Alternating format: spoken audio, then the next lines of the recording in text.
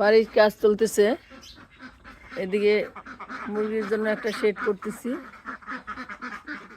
এবং বিল্ডিং এর কাজও চলছে। এখানে ছোট্ট একটা খড়ির রান্নাঘর হচ্ছে।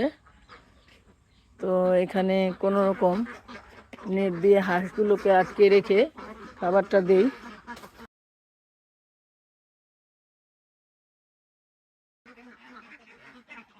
আয় আয় আয় তুই তো আয় আয় আয় আয় আয় আয় আয় আয়।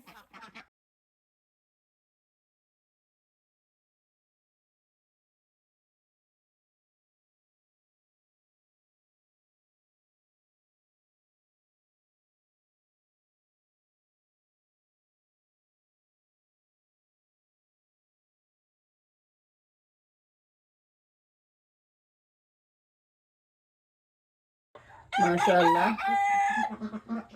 গতকাল 8টা ডিম দিয়েছিল, আজকে মাশাআল্লাহ দিলে 9টা ডিম পেয়েছে।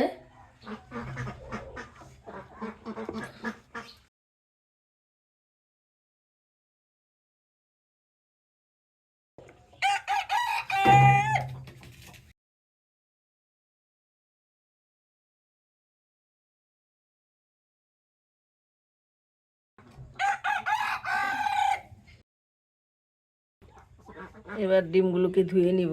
এখানে ছাই দিয়ে ডিমগুলো জড়ে আছে।